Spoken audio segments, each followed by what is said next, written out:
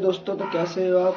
भगवान की कृपा से आप सब सही हो। मैं इस कहानी को जरूर सुनना और कहानी से आपको सीख मिले तो चैनल को हमारे सब्सक्राइब और लाइक करना। जय श्री राम। गांव की उस ठिठुरती सर्द रात में जहां पड़ोस के घरों से बच्चों के हंसने की आवाजें आ रही थीं, वहीं रामलाल के घर में मौत जैसा सन्नाटा पसरा था।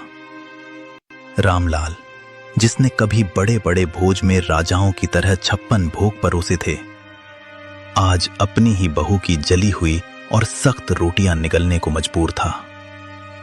किस्मत का खेल देखिए, जिस हाथ ने सबको खिलाया, आज वही हाथ कांप रहे थे।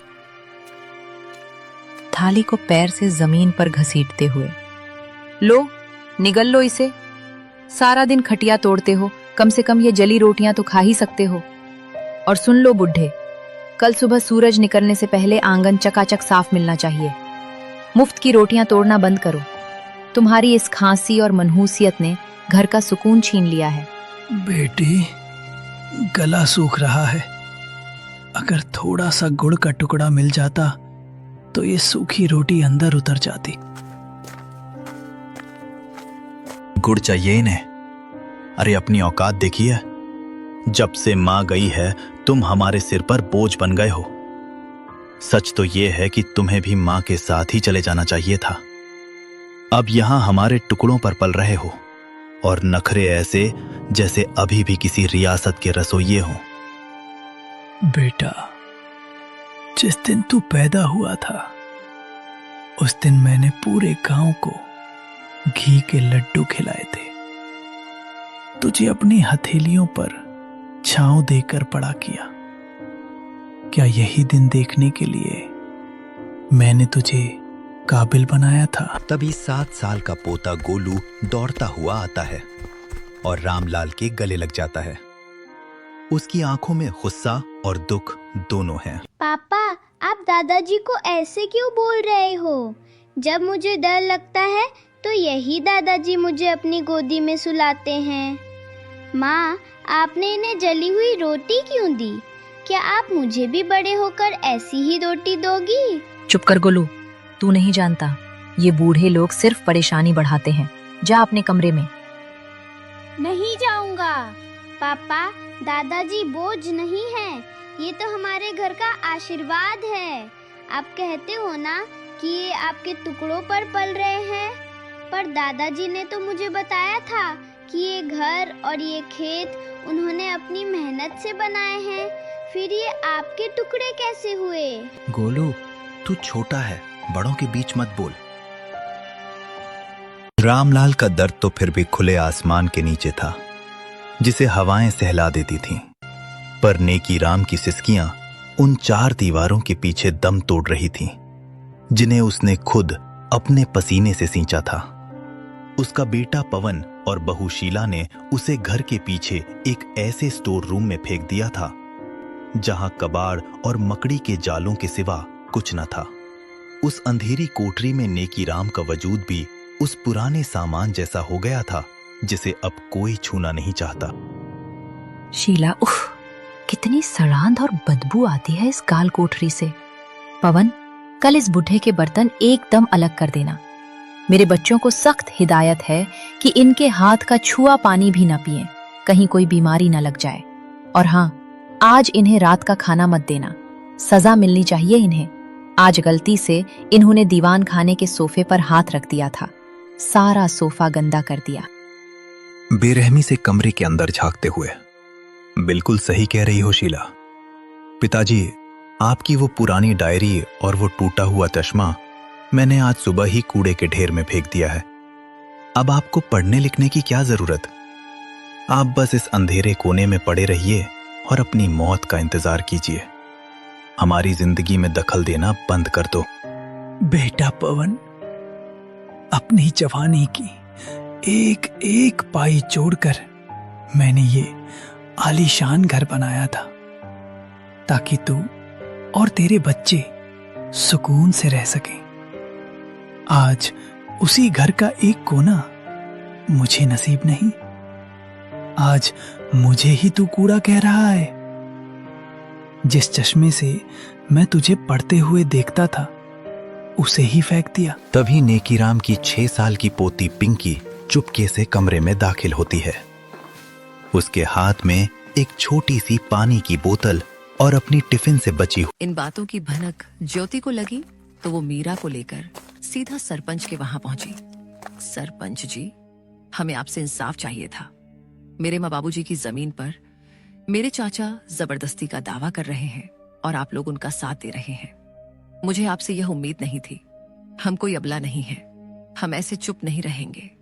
सरपंच जी, ऐसे कैसे कोई भी आकर हमारी जमीन हड़प लेगा? थोड़े समय बाद धर्मपाल, विमला और कमल भी वहां पहुंच गए और वहां पर नाटक करने लगे। सरपंच जी, हम तो बस इनकी भलाई चाहते हैं। भाई की मौत के बाद हमने ही इन्हें पाला है। आप तो यह अच्छे से जानते हैं। और अब जब लड़कियां बड़ी हो गई तो हमें बदनाम कर रही हैं। जरा सोचिए, क्या यही इंसानियत है? ज्योति बेटी, तुम्हारे चाचा तो ठीक कह रहे हैं। तुम लोग तो एक ही परिवार के हो। परिवार के बीच यह झगड़ा क्यों? वैसे भी सरकारी कागजात के हिसाब से तुम्हारी जमीन में इनका भी हक है। ऐसे कैसे सरपंच जी? यह लोग हमारी मजबूरी को देखकर हमारा फायदा उठाने आए हैं। यह कोई परिवार नहीं है। ये बस जमीन के लालच में परिवार होने का दिखावा कर रहे हैं। ये सब बात चल ही रही थी कि तभी पटवारी भी वहां आ जाता है। हरिश्चंद्र की जमीन कानूनी तौर पर सिर्फ उनकी नहीं है, इसमें उनका भाई धर्मपाल का भी हिस्सा है। ऐसे कैसे? तुम लोग तो बस कागजात के बारे में बोल रहे हो, लेकिन क्या सबूत है कि हमारी जमीन का चाचा जी भी हिस्सेदार है? हाँ, ज्योति बिटिया बात तो सही कह रही है। तुम लोग कुछ पुख्ता सबूत भी पेश करो, तब जाके मैं पंचायत बुलाकर सही फैसला ले पाऊंगा। सरपंच के मुंह से यह सुनने के बाद धर्मपाल, विमला और कमल थोड़ा हताश जैसे नजर आए और वे लोग वहां से निकल गए। अरे पटवारी, तुम किसका इंतजार कर रहे हो? तुमको नहीं जाना उनके पीछे पीछे? कितने पैसे खिलाए थे मेरे चाचा ने। ज्योति के ताना सुन के पटवारी शर्म से वहां से निकल जाता है। बिटिया, मुझे गलत मत समझना। मेरे आंखों के सामने जो आया मैंने उसे ही सच मान लिया। इस बार मैं अच्छे से जांच पड़ताल करके एक नतीजे में पहुंचूंगा। आगे से मैं धर्मपाल के बातों में नहीं आऊंगा। और वे लोग तुम दोनों के मजबूरी का फायदा उठाना चाहते हैं तो मैं तुम लोगों को न्याय और उन लोगों को कड़ी सजा दूंगा। सरपंच के मुंह से यह सुन के दोनों ने थोड़े राहत की सांस ली और थोड़ा शक, थोड़े खुशी के साथ घर लौटे। रात होते ही दोनों बहनें फिर से चारपाई में बैठ के बात करने लगते हैं। दीदी, आपको क्या लगता है कि हमारी जमीन हमारे पास रहेगी या फिर हमारे कपटी चाचा चाची को मिलेगी? हाँ मीरा, मैं भी वही सोच रही हूँ। उन लोगों का कोई भरोसा नहीं। वे लोग इतने लालची हैं कि हमारे साथ कुछ भी कर सकते हैं। माँ बाबूजी के जाने के बाद उन लोगों ने अपना असली रंग दिखना शुरू कर दिया है। यही सब चिंता में दोनों बहनों ने मुश्किल से अपनी रात काटी। गांव की हवाओं में हल्की सरसराहट थी। आसमान में बादल थे पर बारिश का कोई नाम ओ निशान नहीं। लेकिन ज्योति और मीरा के मन में बहुत कुछ उमड़ रहा था, जैसे भीतर कोई तूफान उठ रहा हो। घर का आंगन सूना था और बहनों के चेहरों पर चिंता की लकीरें साफ झलक रही थीं। दीदी, आज खेत चलें क्या? वो जो पिछली बार की सब्जियां बची थी, कहीं किसी जानवर ने नुकसान तो नहीं कर दिया होगा। कभी कभी किसी की गाय बकरी आ जाती है और पूरा नुकसान कर देती है। हाँ मीरा, चलो, खेत को देखने से मन भी हल्का हो जाता है। और बाकी बची हुई सब्जियां बेचने के लायक हो गई कि नहीं, साथ में देख लेंगे। लेकिन मुझे एक बात को लेके चिंता है। गाय बकरी का तो पता नहीं, बस कोई इंसान हमारे खेत को नुकसान ना पहुंचाए। वैसे भी हमारे अपने ही हमारी जमीन पर बुरी नजर डाले हुए हैं। दोनों बहनें खेत की ओर चल पड़ी। रास्ते में पेड़ों की छाव थी और चिड़िया की सहल पहल। इन बातों की भनक ज्योति को लगी तो वो मीरा को लेकर सीधा सरपंच के वहां पहुंची। सरपंच जी, हमें आपसे इंसाफ चाहिए था। मेरे माँ बाबूजी की जमीन पर मेरे चाचा जबरदस्ती का दावा कर रहे हैं और आप लोग उनका साथ दे रहे हैं। मुझे आपसे यह उम्मीद नहीं थी। हम कोई अबला नहीं है, हम ऐसे चुप नहीं रहेंगे। सरपंच जी, ऐसे कैसे कोई भी आकर हमारी जमीन हड़प लेगा? थोड़े समय बाद धर्मपाल, विमला और कमल भी वहां पहुंच गए और वहां पर नाटक करने लगे। सरपंच जी, हम तो बस इनकी भलाई चाहते हैं। भाई की मौत के बाद हमने ही इन्हें पाला है। आप तो यह अच्छे से जानते हैं। और अब जब लड़कियां बड़ी हो गई तो हमें बदनाम कर रही हैं। जरा सोचिए, क्या यही इंसानियत है? ज्योति बेटी, तुम्हारे चाचा तो ठीक कह रहे हैं। तुम लोग तो एक ही परिवार के हो। परिवार के बीच यह झगड़ा क्यों? वैसे भी सरकारी कागजात के हिसाब से तुम्हारी जमीन में इनका भी हक है। ऐसे कैसे सरपंच जी? यह लोग हमारी मजबूरी को देखकर हमारा फायदा उठाने आए हैं। ये कोई परिवार नहीं है, ये बस जमीन के लालच में परिवार होने का दिखावा कर रहे हैं। ये सब बात चल ही रही थी कि तभी पटवारी भी वहां आ जाता है। हरिश्चंद्र की जमीन कानूनी तौर पर सिर्फ उनकी नहीं है, इसमें उनका भाई धर्मपाल का भी हिस्सा है। ऐसे कैसे? तुम लोग तो बस कागजात के बारे में बोल रहे हो, लेकिन क्या सबूत है कि हमारी जमीन का चाचा जी भी हिस्सेदार है? हाँ, ज्योति बिटिया बात तो सही कह रही है। तुम लोग कुछ पुख्ता सबूत भी पेश करो, तब जाके मैं पंचायत बुलाकर सही फैसला ले पाऊंगा। सरपंच के मुंह से यह सुनने के बाद धर्मपाल, विमला और कमल थोड़ा हताश जैसे नजर आए और वे लोग वहां से निकल गए। अरे पटवारी, तुम किसका इंतजार कर रहे हो? तुमको नहीं जाना उनके पीछे पीछे? कितने पैसे खिलाए थे मेरे चाचा ने। ज्योति के ताना सुन के पटवारी शर्म से वहां से निकल जाता है। बिटिया, मुझे गलत मत समझना। मेरे आंखों के सामने जो आया मैंने उसे ही सच मान लिया। इस बार मैं अच्छे से जांच पड़ताल करके एक नतीजे में पहुंचूंगा। आगे से मैं धर्मपाल के बातों में नहीं आऊंगा। और वे लोग तुम दोनों की मजबूरी का फायदा उठाना चाहते हैं तो मैं तुम लोगों को न्याय और उन लोगों को कड़ी सजा दूंगा। सरपंच के मुंह से यह सुन के दोनों ने थोड़े राहत की सांस ली और थोड़ा शक, थोड़े खुशी के साथ घर लौटे। रात होते ही दोनों बहनें फिर से चारपाई में बैठ के बात करने लगते हैं। दीदी, आपको क्या लगता है कि हमारी जमीन हमारे पास रहेगी या फिर हमारे कपटी चाचा चाची को मिलेगी? हाँ मीरा, मैं भी वही सोच रही हूँ। उन लोगों का कोई भरोसा नहीं। वे लोग इतने लालची हैं कि हमारे साथ कुछ भी कर सकते हैं। माँ बाबूजी के जाने के बाद उन लोगों ने अपना असली रंग दिखना शुरू कर दिया है। यही सब चिंता में दोनों बहनों ने मुश्किल से अपनी रात काटी। गांव की हवाओं में हल्की सरसराहट थी। आसमान में बादल थे पर बारिश का कोई नाम ओ निशान नहीं। लेकिन ज्योति और मीरा के मन में बहुत कुछ उमड़ रहा था, जैसे भीतर कोई तूफान उठ रहा हो। घर का आंगन सूना था और बहनों के चेहरों पर चिंता की लकीरें साफ झलक रही थीं। दीदी, आज खेत चलें क्या? वो जो पिछली बार की सब्जियां बची थी, कहीं किसी जानवर ने नुकसान तो नहीं कर दिया होगा। कभी कभी किसी की गाय बकरी आ जाती है और पूरा नुकसान कर देती है। हाँ मीरा, चलो, खेत को देखने से मन भी हल्का हो जाता है। और बाकी बची हुई सब्जियां बेचने के लायक हो गई कि नहीं, साथ में देख लेंगे। लेकिन मुझे एक बात को लेके चिंता है। गाय बकरी का तो पता नहीं, बस कोई इंसान हमारे खेत को नुकसान ना पहुंचाए। वैसे भी हमारे अपने ही हमारे जमीन पर बुरी नजर डाले हुए हैं। दोनों बहनें खेत की ओर चल पड़ी। रास्ते में पेड़ों की छाव थी और चिड़िया की सहल पहल। गांव की उस ठिठुरती सर्द रात में, जहां पड़ोस के घरों से बच्चों के हंसने की आवाजें आ रही थीं, वहीं रामलाल के घर में मौत जैसा सन्नाटा पसरा था।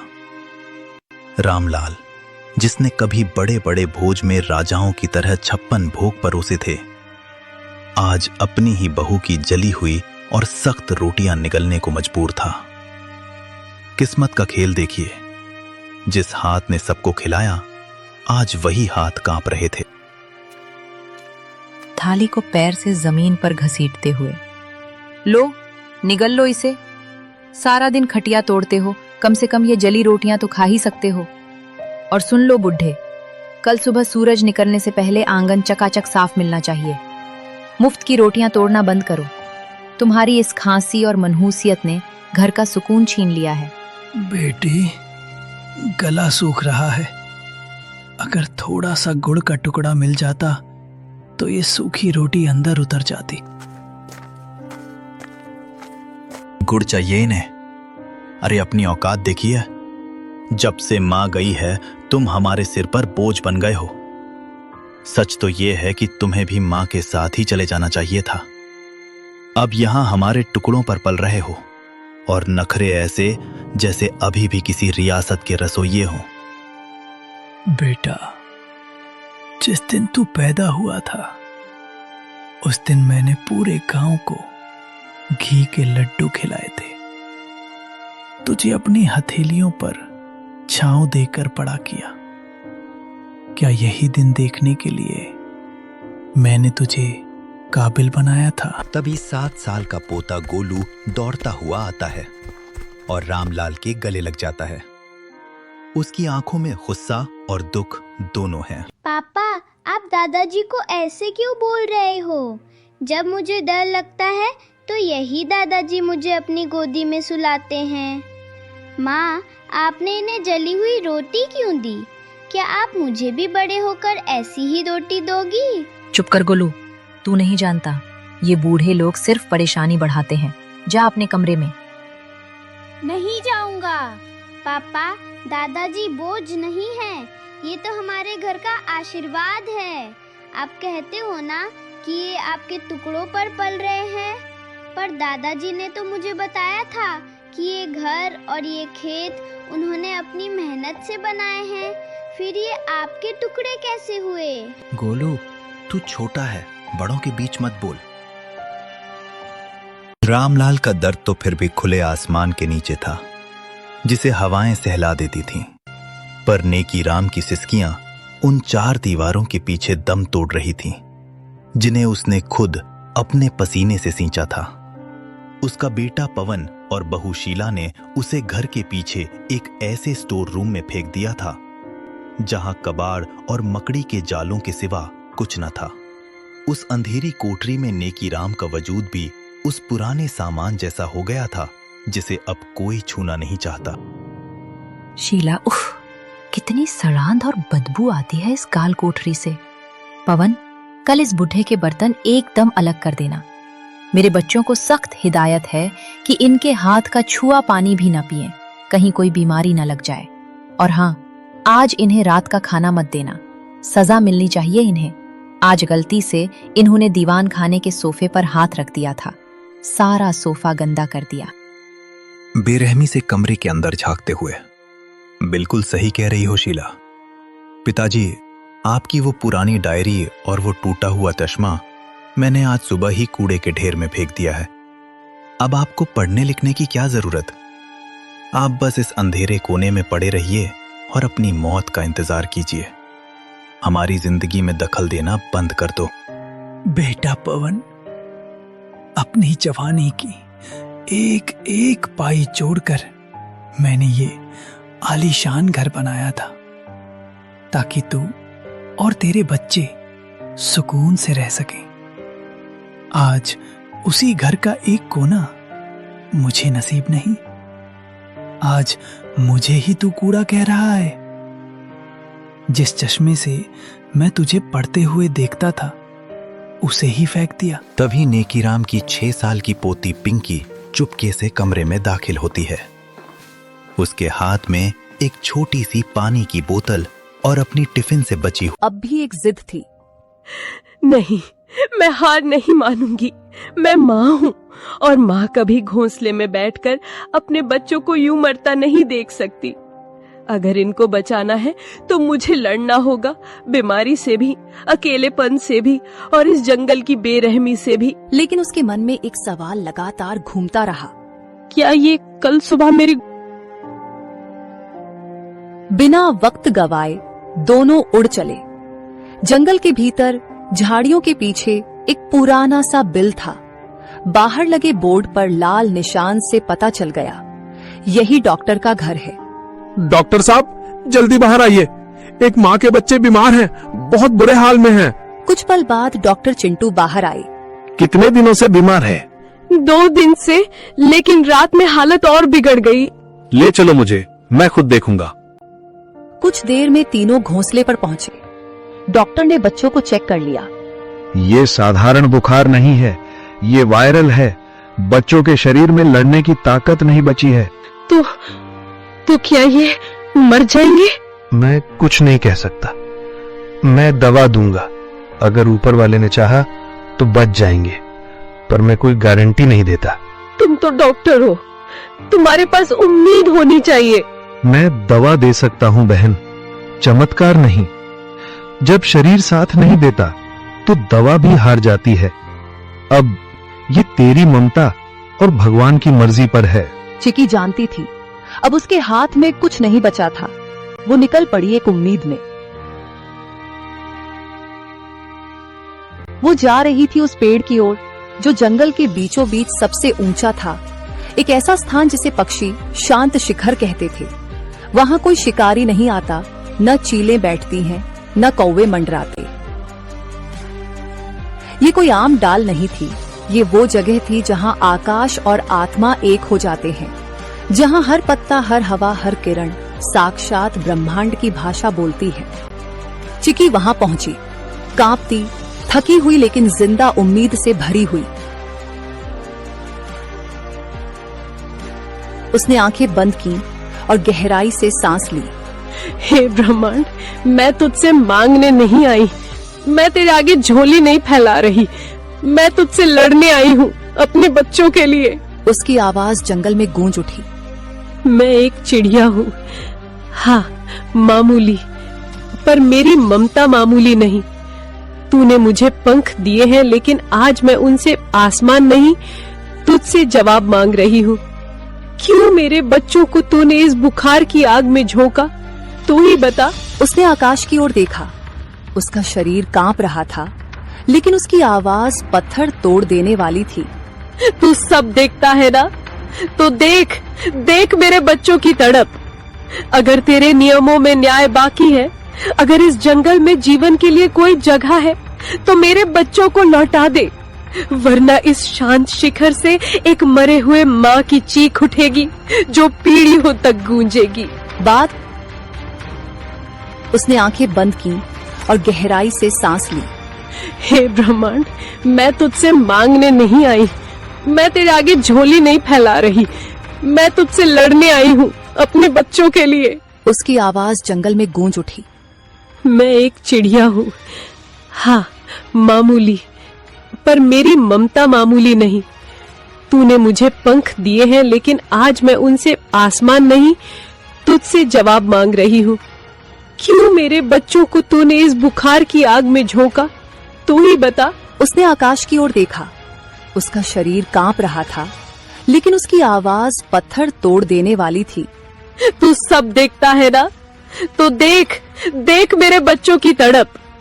अगर तेरे नियमों में न्याय बाकी है, अगर इस जंगल में जीवन के लिए कोई जगह है, तो मेरे बच्चों को लौटा दे, वरना इस शांत शिखर से एक मरे हुए माँ की चीख उठेगी जो पीढ़ियों तक गूंजेगी। बाद में चिकी जिस पेड़ पर बैठी हुई थी, वह पेड़ बोलने लगा। जाओ, अब देखो। अब भी एक जिद थी। नहीं, मैं हार नहीं मानूंगी। मैं माँ हूँ और माँ कभी घोंसले में बैठकर अपने बच्चों को यूं मरता नहीं देख सकती। अगर इनको बचाना है तो मुझे लड़ना होगा, बीमारी से भी, अकेलेपन से भी और इस जंगल की बेरहमी से भी। लेकिन उसके मन में एक सवाल लगातार घूमता रहा। क्या ये कल सुबह मेरी... बिना वक्त गवाए दोनों उड़ चले। जंगल के भीतर झाड़ियों के पीछे एक पुराना सा बिल था। बाहर लगे बोर्ड पर लाल निशान से पता चल गया, यही डॉक्टर का घर है। डॉक्टर साहब जल्दी बाहर आइए, एक माँ के बच्चे बीमार हैं, बहुत बुरे हाल में हैं। कुछ पल बाद डॉक्टर चिंटू बाहर आए। कितने दिनों से बीमार है? 2 दिन से, लेकिन रात में हालत और बिगड़ गई। ले चलो मुझे, मैं खुद देखूंगा। कुछ देर में तीनों घोंसले पर पहुंचे। डॉक्टर ने बच्चों को चेक कर लिया। ये साधारण बुखार नहीं है, ये वायरल है। बच्चों के शरीर में लड़ने की ताकत नहीं बची है। तो क्या ये मर जाएंगे? मैं कुछ नहीं कह सकता, मैं दवा दूंगा। अगर ऊपर वाले ने चाहा तो बच जाएंगे, पर मैं कोई गारंटी नहीं देता। तुम तो डॉक्टर हो, तुम्हारे पास उम्मीद होनी चाहिए। मैं दवा दे सकता हूं बहन, चमत्कार नहीं। जब शरीर साथ नहीं देता तो दवा भी हार जाती है। अब ये तेरी ममता और भगवान की मर्जी पर है। चिकी जानती थी अब उसके हाथ में कुछ नहीं बचा था। वो निकल पड़ी एक उम्मीद में। वो जा रही थी उस पेड़ की ओर जो जंगल के बीचों बीच सबसे ऊंचा था, एक ऐसा स्थान जिसे पक्षी शांत शिखर कहते थे। वहां कोई शिकारी नहीं आता, न चीलें बैठती हैं, न कौवे मंडराते। ये कोई आम डाल नहीं थी, ये वो जगह थी जहां आकाश और आत्मा एक हो जाते हैं, जहां हर पत्ता, हर हवा, हर किरण साक्षात ब्रह्मांड की भाषा बोलती है। चिकी वहां पहुंची, कांपती, थकी हुई लेकिन जिंदा उम्मीद से भरी हुई। उसने आंखें बंद की और गहराई से सांस ली। हे ब्रह्मांड, मैं तुझसे मांगने नहीं आई, मैं तेरे आगे झोली नहीं फैला रही, मैं तुझसे लड़ने आई हूँ अपने बच्चों के लिए। उसकी आवाज जंगल में गूंज उठी। मैं एक चिड़िया हूँ, हाँ मामूली, पर मेरी ममता मामूली नहीं। तूने मुझे पंख दिए हैं, लेकिन आज मैं उनसे आसमान नहीं, तुझसे जवाब मांग रही हूँ। क्यों मेरे बच्चों को तूने इस बुखार की आग में झोंका, तू ही बता। उसने आकाश की ओर देखा। उसका शरीर कांप रहा था, लेकिन उसकी आवाज पत्थर तोड़ देने वाली थी। तू सब देखता है ना, तो देख देख मेरे बच्चों की तड़प। अगर तेरे नियमों में न्याय बाकी है, अगर इस जंगल में जीवन के लिए कोई जगह है, तो मेरे बच्चों को लौटा दे, वरना इस शांत शिखर से एक मरे हुए माँ की चीख उठेगी जो पीढ़ियों तक गूंजेगी। बाद उसने आंखें बंद की और गहराई से सांस ली। हे ब्रह्मांड, मैं तुझसे मांगने नहीं आई, मैं तेरे आगे झोली नहीं फैला रही, मैं तुझसे लड़ने आई हूँ अपने बच्चों के लिए। उसकी आवाज जंगल में गूंज उठी। मैं एक चिड़िया हूँ, हाँ मामूली, पर मेरी ममता मामूली नहीं। तूने मुझे पंख दिए हैं, लेकिन आज मैं उनसे आसमान नहीं, तुझसे जवाब मांग रही हूँ। क्यों मेरे बच्चों को तूने इस बुखार की आग में झोंका, तू ही बता। उसने आकाश की ओर देखा। उसका शरीर कांप रहा था, लेकिन उसकी आवाज पत्थर तोड़ देने वाली थी। तू सब देखता है ना, तो देख देख मेरे बच्चों की तड़प। अगर तेरे नियमों में न्याय बाकी है, अगर इस जंगल में जीवन के लिए कोई जगह है, तो मेरे बच्चों को लौटा दे, वरना इस शांत शिखर से एक मरे हुए माँ की चीख उठेगी जो पीढ़ियों तक गूंजेगी। बाद में चिकी जिस पेड़ पर बैठी हुई थी, वह पेड़ बोलने लगा। जाओ अब देखो।